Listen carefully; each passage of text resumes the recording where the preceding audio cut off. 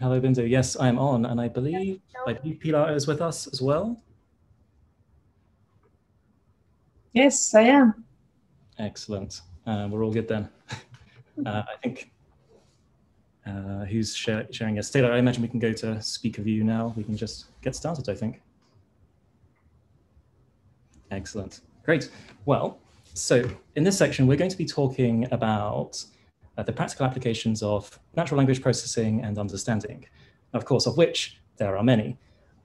From translation to information retrieval, sentence analysis, topic analysis, probably some other type of analysis I've forgotten, named entity recognition, so many different areas of NLP in practical applications and embedded within our lives. Like just sort of preparing for this talk, I was watching talks of Pilar given in Spanish. So I was using first speech to text to get it into Spanish, and then translation to get it into English. So it's sort of fascinating. These sort of techniques are just really embedded within our lives. But I have with me today Pilar Manchon, who is a pioneer and expert in the space of dialogue systems and more broadly, conversational AI. So that's where we'll start. So Pilar, when I think of conversational AI or dialogue systems, the very first thing that came to my head, like being honest about this, is I thought about the times that maybe Siri didn't quite understand me, or being on the phone, just wishing I could get through to a human because I don't quite fit into the script given to that machine that I'm talking to. But when I think about it just for a little bit longer, I then start to realize, oh wait, all those times I've forgotten about when actually I was speaking to a machine, and speaking to a machine was completely natural. It solved my problem, and I had a great experience, and that's why I forgot it. So what I'd love for you to sort of tell us a little bit about is conversational AI. What's the current state of it? What's working so well that I can't think of it because it's just like it just works and it's great. How did we get there? And then also, what is it that we're still struggling with? What are some of the hardest challenges? Why are those challenges? So if you will, tell us a little bit about conversational AI. Well, thanks, James. Well, the story behind conversational AI is actually pretty interesting. And I think that those of us that have been working in the field and experienced them as users as well have suffered the consequences of the technological limitation throughout many decades. And yes, we have actually made significant progress in that area, especially in speech recognition, which has significantly improved, and in some areas is even better than human recognition. So with some applications, we have also improved a lot in natural language understanding and natural language generation, and also in synthetic speech, which in some cases is almost as natural or even can pass on as humans. So people cannot even recognize it in some parts of it. So the improvements have been significant. However, we still have very many challenges ahead of us, right? So even though we have improved on speech recognition, it's still far from perfect. And we still suffer from a lot of misrecognitions, not only in terms of transcribing into a string of text what users may or may not be saying, but to actually make sense of that in coordination with the natural language understanding, right? And if we try to make sense out of that in a conversation, when there are turns and there is context and there is a domain, there is a task, and there is a specific goals within that conversation that may change and they may contextually mean different things depending on who's talking, what the task is for, when this is happening, and so on. The one challenge that comes to mind is common sense, right? Mm-hmm. We have not been able to create systems that are very commonsensical. So I would say that there is a lot of work to do there. Yep. And the other grand challenge as well has to do with dialogue management. So even though we have, much better conversational systems today, and we have some, great examples where you can have a conversation that seems very, very human-like. Still, the systems that work best or more naturally are systems that are actually not really analyzing what's happening. So it's more parroting things out in a way, even if what they're saying is correct. Where you have you don't have the necessary guarantees to know that what they're saying is either true or makes sense or appropriate or safe or ethical. So Mhm. there are very many limitations in that sense. So a lot of work to do in this area in so many directions. Absolutely. So maybe let's talk about common sense. Like, I'd be interested, how do you define common sense, and like, how are we sort of how are we coming to terms with this? That's such an easy question. Thank you so much. How do you define common sense? But taking into account that we are, as humans, supposed to have some common sense, and actually, not all of us have a lot of common sense. Because it's even harder to define. But just restricting ourselves to what we in general understand by common sense is those connections. I would define as those connections that we human beings just make naturally, organically, logically, that seem very straightforward, that are contextually dependent. Mhm. So it's raining outside. I need an umbrella. Makes sense. For me, I think it's like the best definition I've ever come up with is it's life experience. Like, or at least that's my best version of common sense as life experience. It's like it's having been a human, and so I know as a human that it's raining outside. I need an umbrella because I got wet last time and I didn't like that. Now, yeah, can our encoding that information into systems, that's no, there's too much information to encode. But there's certainly the possibility of more modern systems just slurping up all the information on the web, that they'll start to sort of recognize these things. So is this something that we're starting to see in conversational AI, like in practical applications of AI? Does it recognize things, or is it picking up common sense through grand experience, or are we putting in specific rules still? Is that still the safest way forward? There is some work in reasoning and inference, right, to try to make sense of the world and the context and understanding what's happening in order to provide the appropriate responses in conversational AI, or to understand the general sense of what something that's been described in a text, right? And then there is the other approach that we talked about before with large models, where you model the world with enormous amounts of data, and then something that appears to be somewhat commonsensical might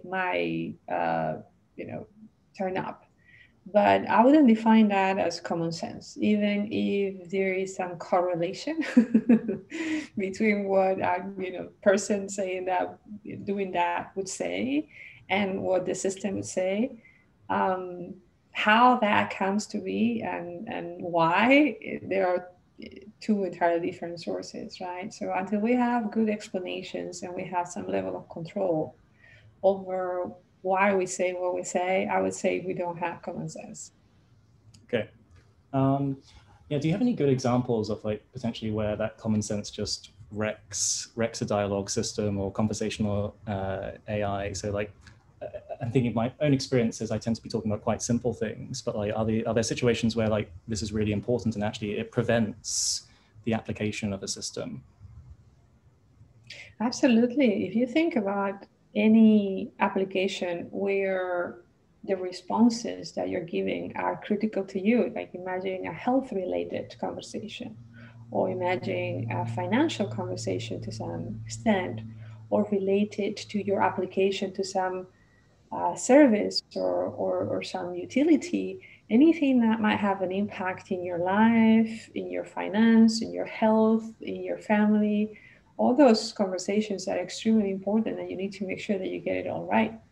So if you deviate from what's expected and what must be, not only can you create a problem in terms of the outcome itself, the conversation itself can become unsafe from a point of view of bias or bigotry or racism or you name it. There are a number of things that may appear inadvertently simply because the system just didn't get it right.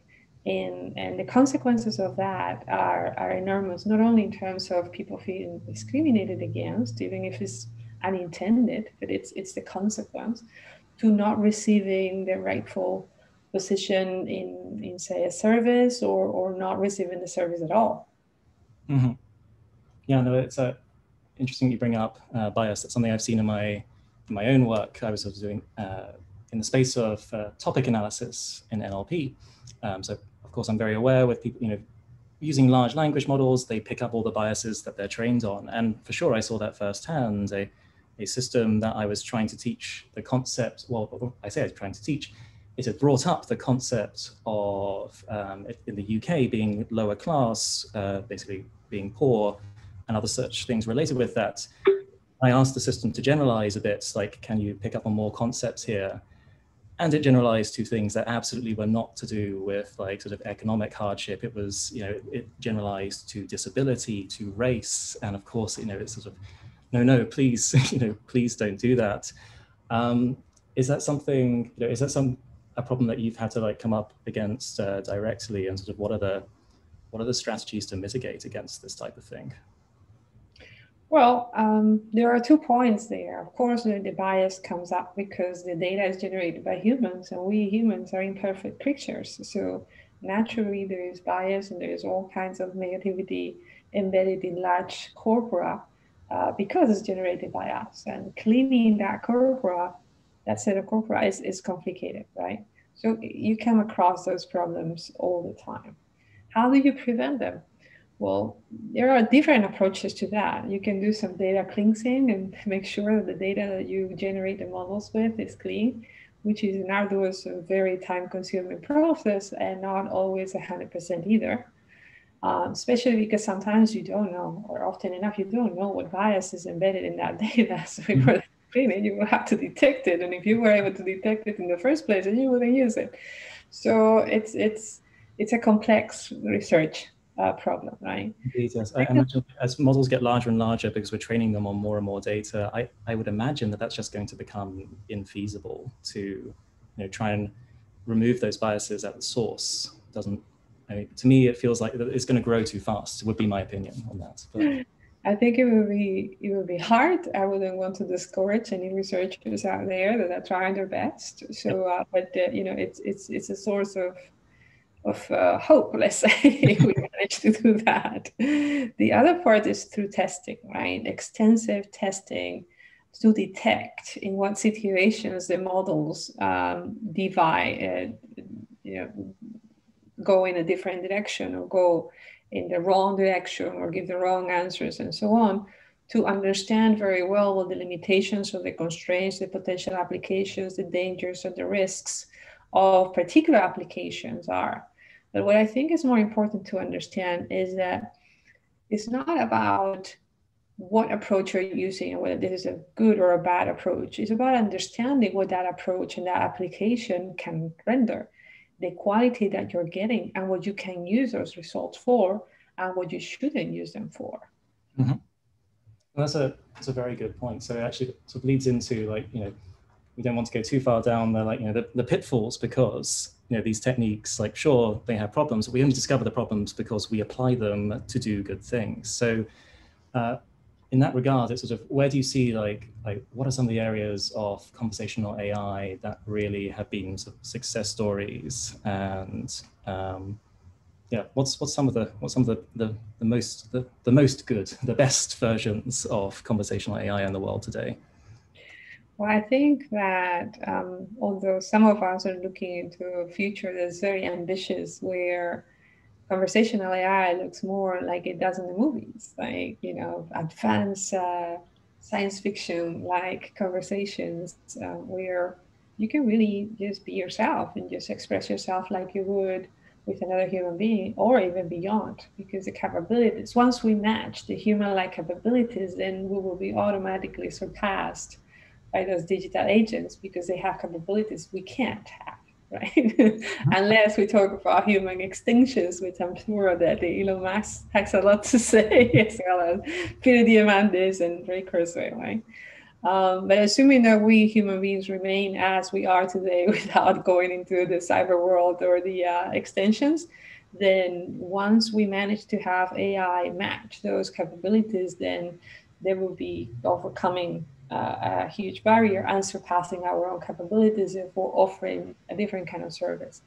Today, the kind of conversational AI that's been successful for what it is for has more to do with the assistants that we use every day. That granted that they have a lot of limitations, but they have also broken a lot of barriers that we used to have, and they've become useful as companions, as educators in some cases, entertainers, and service providers to some degree. There are very significant limitations in terms of how easy it is to access those services and how much of a cognitive burden it is to remember exactly how to activate what service in what digital assistant. Sometimes it's makes it hard to want to use them. But once you get used to that, I think that there are certain services that we're all just taking for granted today because it's so easy to just play some music or listen to the news or set a timer or record a movie or search for something and not even have to, write anything or look for an interface because you can just say it out loud. Indeed. Yeah, no, I mean, I set a timer every morning to, time my baking, and, it's convenient for sure. So I think all those examples you just mentioned, those are definitely sort of conveniences, I would say. But I should imagine that some of these systems have done gone far beyond convenience, like really sort of done some potentially social goods, maybe in elder care or something like that. I'm wondering if you have any good examples of where these types of systems have been deployed, like really really good effect. Absolutely. So now we are, I think that maybe all of us are aware that we're in the middle of a pandemic. There is anybody in the world that doesn't know about that. But a good example of that has been the applications that have come out all over the world with chatbots and digital assistants that were helping you access the right information, coordinate resources, both locally and at a national level, and make sure that people have that information promptly and using natural language. So that is an application that just comes to mind. Mm-hmm. When you think about telemedicine, when you think about creating virtual assistants that are able to communicate in natural language with people who are remote and they don't necessarily have access to healthcare, and where the doctor's assistance is, not necessarily direct, these assistants can help evaluate and assess some of those situations in order to determine the level of urgency for a real doctor to actually help them or not, or even mitigate the situation. Assistants can also help you self-assess a particular emergency situation. And back in the day when I was leading my own company, we had applications that help people self-assess their symptoms when the previous pandemic, the previous flu was around, and that helped mitigate the issue that a lot of people were in the emergency room as soon as they were sneezing. And that made it impossible for the services to be given to those people who really needed them.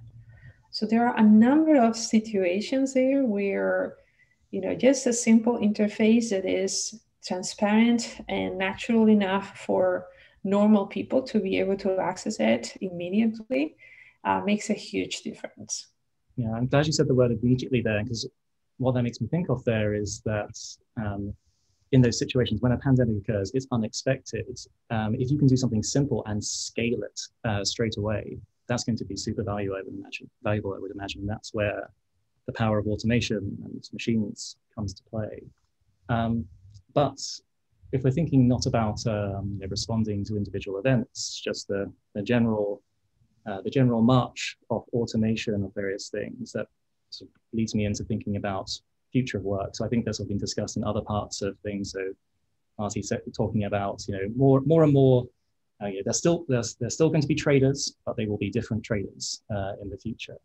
And so when it comes to sort of conversational AI, I wonder if you have any particular insights into what's happening to people who were working in contact centers. Like, is their role changing or is their role diminishing? I think it's sort of, when people think about future of work, I think perhaps self-driving cars gets too much press. And I imagine that's because, you think of robots taking your job, well, what looks like a robot, but I guess a car looks like a robot, whereas like a disembodied virtual assistant doesn't really feel like a robot taking your job, but it is in some ways. But I wonder if you have any particular insights or in the particular area of conversational AI on this topic.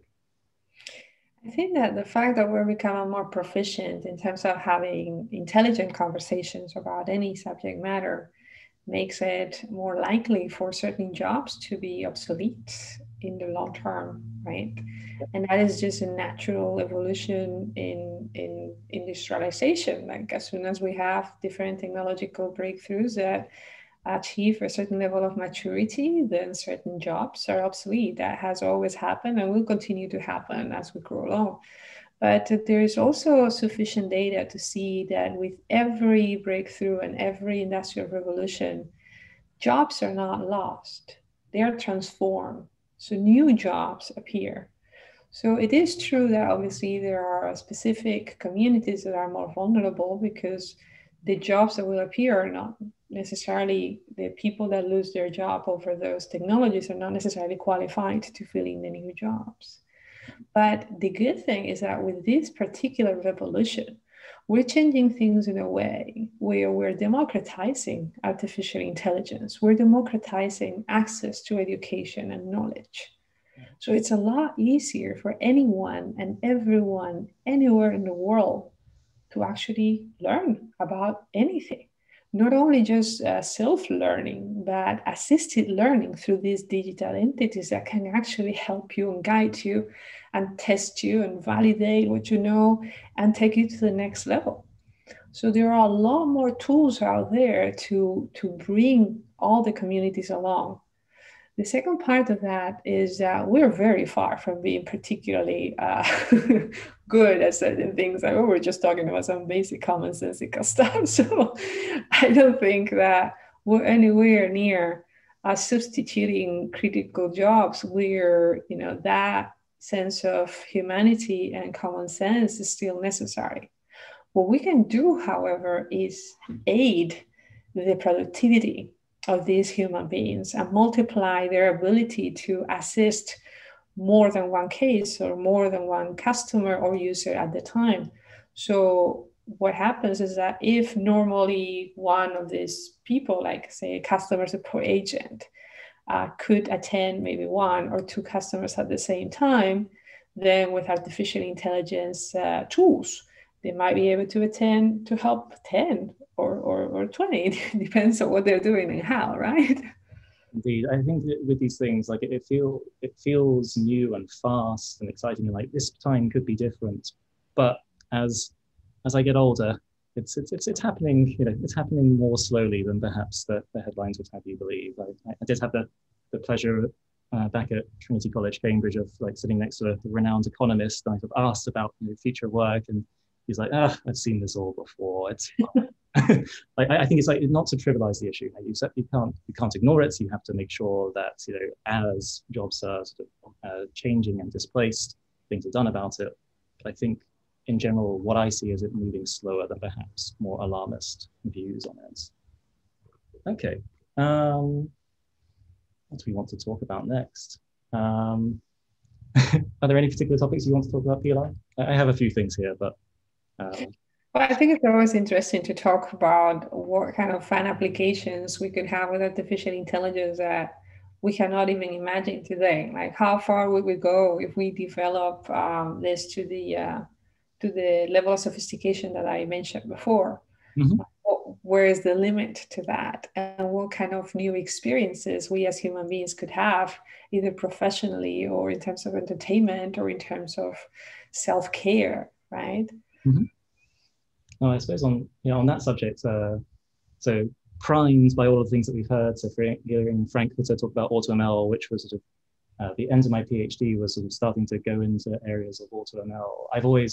I've still kept in my mind essentially a dialogue system, but for data analysis. It's like AutoML is great, but like I still think I have some good domain knowledge and some good tips and tricks that maybe the systems don't have. Although, of course, there's competition results we saw, sometimes these automated systems are winning, but like I think that's sort of potentially an interesting one. Like I don't know if that's ever going to become a reality. But like, as I see sort of more and more data analysis being automated, I prefer to still be involved. Maybe maybe even with total automation, it's just it would be nice to feel like I'm involved, and conversational AI could be a good way to do that. I don't know if you have any thoughts on that. Yeah, I think that, what comes to mind when you talk about that is particularly the senior community. Sorry? The senior community. So some of the more interesting applications that I can see of conversational AI moving forward as we make it smarter, more human-like, and so on, is helping our senior citizens all over the world in different areas, right? I think that one of the biggest diseases that we have, leaving the pandemic aside, is loneliness. Mm-hmm. Have a number of seniors that are just lonely. They don't know what to do. They feel alone, either because their families are away, or because they don't have families, or because nobody actually sits down and talks to them, right? Mm-hmm. Well, it might seem a little weird for some of us to say, well, would I ever have an interesting conversation with a digital entity? I think that if we get to a point where we can have smart conversations, there is no reason why you cannot entertain yourself and get a sense of being paid attention to, of learning new things, or connecting with other people. And these entities being the ones that connect you to other human beings as well, to avoid that kind of loneliness. And that, of course, leaving aside all the potential help in terms of medicines, assistance, physical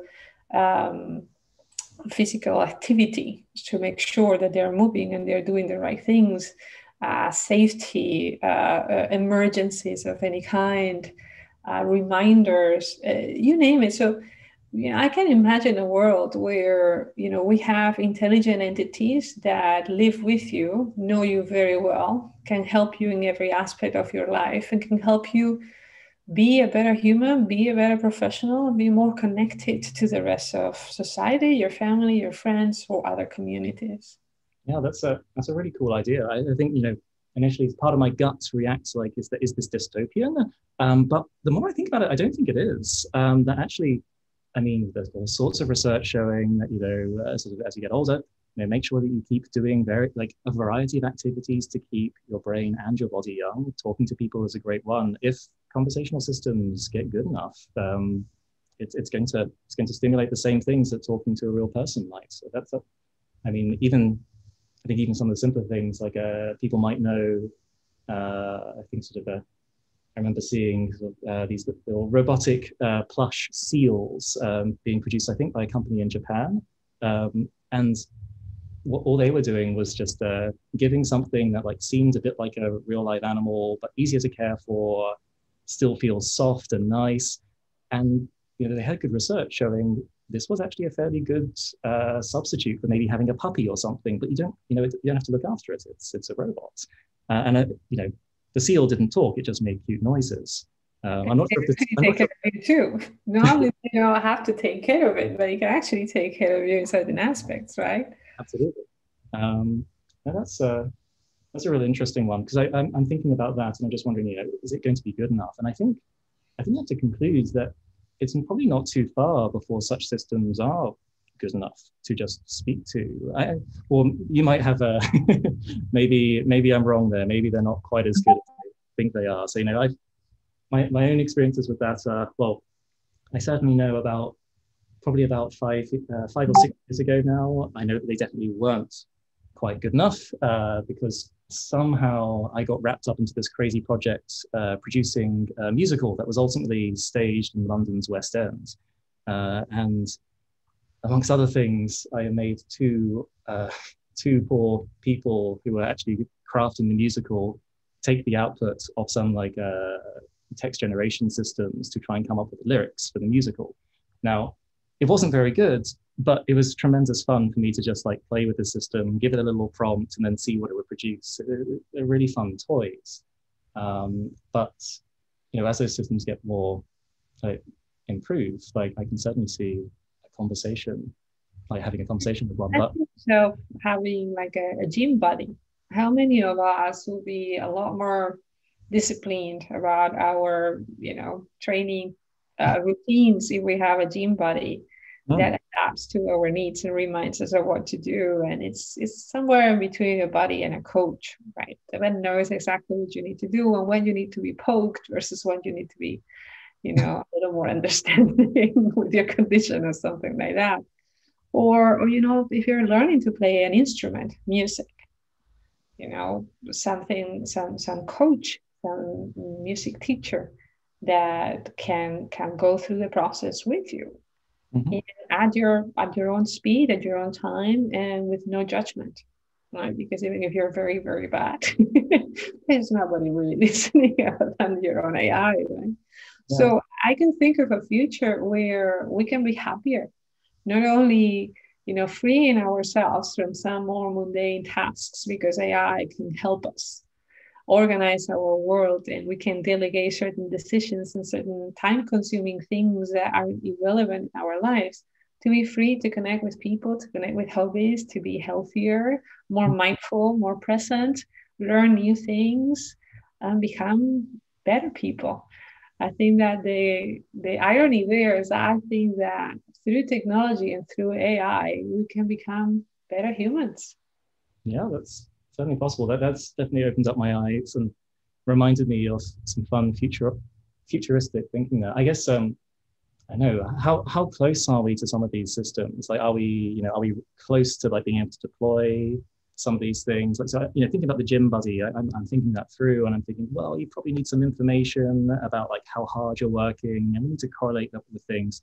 That feels like data maybe we don't quite have yet, although with all these with more and more devices attached to us, maybe we're not so far away. But like, are we close to this? Like, does this exist? Have I just asleep? There are certain applications that are close or in that direction, right? You have wearables today that can pretty much give you a ton of information about anything that's happening in your body. So you can have your chest straps, you can have your watch, you have all kinds of sensors that are measuring your activity, your movements, how you're doing things.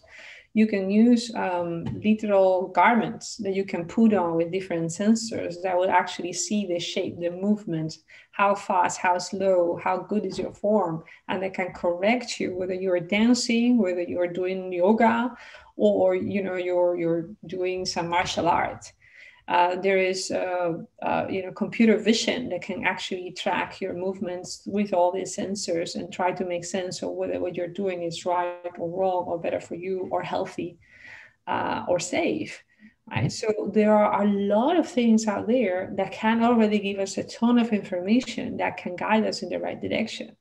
Now, conversational AI is what needs to be there in order to surface some of that information in a natural way that is useful for the user, and without the user having to learn how to use any particular interface or having to navigate through tons of data that might not mean anything to them.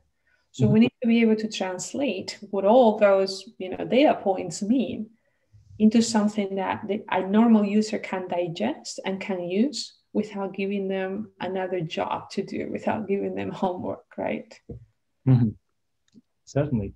I guess I'm fascinated about this particular thing, so I'm possibly going to go deep on this. But it's imagine the gym buddy example. Do we have any evidence yet to know will people accept this, and if not, what does it take? Like, will they really believe? Like, would I really get motivated by an AI telling me to just do 10 more reps, or will it feel like a bit artificial? Do we have any evidence of how people will react to these systems? There's tons of research that shows that we people are very influenceable. Matter of fact, there's tons of fun research where we show that even when you are told and fully aware that this is an artificial entity that may not be smart enough, or you could be told that it's really stupid and it's not real and we're pretending it. There is evidence to suggest that when certain things are in place and you perceive intelligence on the other side, you're highly influenceable by what this thing tells you. Mm-hmm. The use of natural language there plays a significant role. And you can see how people either feel emboldened and empowered and super happy when they get praised by an artificial entity, even when told that it's all fake. And when they feel angry and upset and offended when the same thing happens in a negative tone, even though they're told that it's all fake. But still, you get the reaction because people are very, we are simple creatures in some levels, I guess. I'm just remembering that there's an old result. There's Eliza, one of the first, like essentially a first chatbot that was just sort of parroting back what you were saying, acting like a therapist, and people found value in that. Just like just very open questions, and then just like very basic sort of syntactical transformations to term what you just said. Why do you feel this way about your whatever you just mentioned? And sure enough, it worked. But hopefully we want to get more depth than that. So if you ask me, some of the critical aspects that we really have to work on have to do with trust. I was just going to ask about that because you're saying we're so influenceable. I'm thinking, well, I've got my virtual gym buddy. That's great. But wait, I'm so influenceable. Like, how does this go wrong? Like, so is the system going to be working for me? Like, am I going to be influenced in the right way? How do we navigate that? So we're influenceable, but we're not stupid. Thank God. Right. So trust is an incredibly important part of this development moving forward, because there is a huge difference between a transactional task that you perform for any human being as a system, and then playing a role in the life of a particular user, whether at home, in the car, in the office, or all over, right? And something that I'm fascinated by, and I'm definitely working towards, is on developing relationships with users and adapting to how we human beings develop a relationship based on trust. And if you think back, what does that mean? Does that mean that this thing is reliable and is going to do the right thing in a predictable way? Well, yeah, in a way, that is part of it. But it's also a matter of transparency. It's what you're doing for me, how you're doing it, why you're doing it. Is there a hidden agenda? What are you doing with the data? Am I safe? Am I not safe? When you give me a recommendation, is it the right recommendation for me? Or is it the right recommendation for whoever developed this system or for whoever is sponsoring this service? I mean, are you acting on my best interest, on my behalf? Do you know me well enough? Do you know my circles? Can I trust you to do things in my name, or can I delegate certain things for you to decide, like buying my next shopping list, or something more important, like choosing the car for me? How far and how deep do you have to go in order to trust one of these entities for a particular domain or a general purpose to do things on your name, to do things that you don't really need to double check, because you know that whatever you do, you're not going to get a better answer than what you were already given, because that entity knows you better than you know yourself, because it's on the homework, because it always acts in your best interest, because it knows you, it knows your family, it knows your circle, it knows your friends, it knows your preferences, and has access to a lot more information than you do. So it's filtering all that out so that you can focus on things that really matter. Now, that would be an amazing goal to achieve, right? How do we get there? That's where we are. Yeah, no, it certainly it feels possible, but these things certainly take time, because as you're mentioning, this, like, these systems, they'll know your friends, but they'll have to know. Well, they have to know what you know about your friends to interact carefully. I mean, like my friends don't even know what I know about my friends. Like, friends like actually accidentally like revealing gossip and that sort of thing. Some interesting privacy and sort of just of containment of information. Well, it goes beyond privacy, right? So when I talk about digital assistants and conversational systems, I usually talk about 3 different types of intelligence, or multidimensional intelligence. And I talk about functional intelligence, which would be your ability to perform a task or answer a question or do something within a certain domain or area of expertise, but also social and emotional intelligence. And when you think about emotional intelligence, it's not necessarily about the ability to, emulate how emotional you can be in certain circumstances. It's more important to focus on acknowledging the sensitivity of a certain moment. And regardless of whether, we are fully aware or not that you have an artificial entity on the other side that is not a sentient being, so it's emulating some other behaviors. The fact is that when these entities do not react in a way that's empathetic to whatever is happening, it bothers us. It makes us feel bad. So you don't need a huge kind of reaction, but you need a certain level of acknowledgement in order to move forward with a certain conversation. So that level of emotional intelligence is critical to elicit trust. And the other type of intelligence is social intelligence, which has a lot to do with social behavior and our social expectations in terms of who we are in the different circles that we move on. And when is it okay for me to tell you something? When is it okay for me not to tell you something? When can I interact with you or with your circle? How much information should I not have? Right? So those are very complex matters to navigate that we human beings are not 100% good at either, because sometimes we screw up ourselves. So imagine the complexity of trying to do that on a massive level with different levels of preferences, different cultures, because it's not black and white. It's not like, oh, this is good for everybody or no, this is bad for everybody. It changes from family to family, from culture to culture, from geography to geography.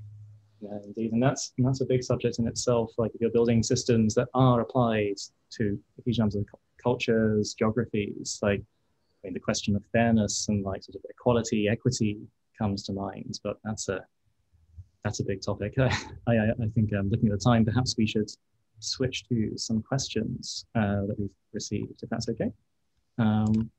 So, okay, a short one that I spotted first is, to what extent can NLP aid teamwork and collaboration in small group work? To what extent can it work? I mean, a multi-party collaboration or a multi-party conversation, I'm imagining? Well, that's one of the challenges, that there's work going on right now. It's already complex enough to have a conversation with just one person. So imagine trying to manage a conversation when there are multiple parties interacting. It depends on the use case, right? Some of the work that I have myself been involved in had to do with moderating a conversation between different humans and having an AI try to keep tabs of what's happening in that conversation. Rather than even intervening in it. And that in itself, it's already interesting because the context that we were talking about and keeping tabs of the topic and so on is very complicated. But I can imagine a number of use cases where it'd be extremely useful to have AI that is capable not only of participating in a multi-party dialogue, but managing and tracking it and even keeping tabs of what happened and what the outcome of that conversation. A simple application from the business perspective is just the meeting notes. What happened in a certain meetings, what notes. Imagine an AI that can actually take notes for you and generate a summary of what was decided in that conversation and whatever else is relevant.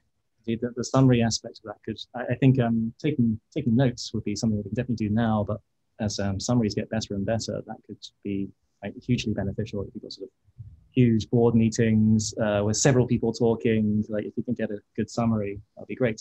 The question of then trust in that summary probably comes up again. But okay, so we've got one question here, which is probably a bit of a. I suspect we're going to be speculating and answering this, but it seems like fun. So we've got a question here, not necessarily about conversational AI, but what do we think the timeline is for portable real-time universal translators for people and even for animal languages? Bit of a wacky one, but like I just thought I'd bring this one up because I feel like, so on real-time universal translators, I don't can't claim to be an expert here, but I believe to some extent with we have enough technology that we can make a decent version of that. I mean, the military has it. There are certain things you can buy, which, you say something, it will then parrot it back in a different language. So I think the answer to that is we almost have that. It can just get better. I just, maybe the answer is no to this. Animal languages. Do you know of any research into this? Like, is there something that we're like? Yeah. Do you know? Do you have anything insightful to say on that matter? Because it must be helpful to in terms of real-time translators or interpreters, I think that there is very meaningful work being done there, and it's already useful. It's already useful enough to be out there in the street. And one of the fun parts of that is that there are certain applications that even allow your own voice to be translated into the other language. So the synthesizer sounds like you speaking that other language, which is pretty fun. It's like the closest it can get to the real-time translation, right? The quality of that is obviously still state-of-the-art, and in live translation, which is not perfect, but it's useful. It's useful. It's to the point where it's useful enough, right? As to animals, I'm not aware of any AI that focuses on having conversations with animals. I do know that there are certain applications about trying to understand communication patterns between animals themselves, like whales, for instance, and some other animals, or how, for instance, the bees communicate themselves through dance and through certain things, and how information is passed along in animals that have societies. So there is a very interesting type of research in terms of communication, but not necessarily in terms of conversation. So that we can have a conversation with the animals. If we want to that in that direction, we might in the future. I don't know. I imagine it certainly feels possible, but I've never actually stopped to think about that one. So that's cool. Anyway, on that slightly wacky note, looking at the time, I suspect we should wrap up if that's right, Bindu. Yeah. Hi, thank you, Pilar. Nice to see you again. So thank you so much for coming.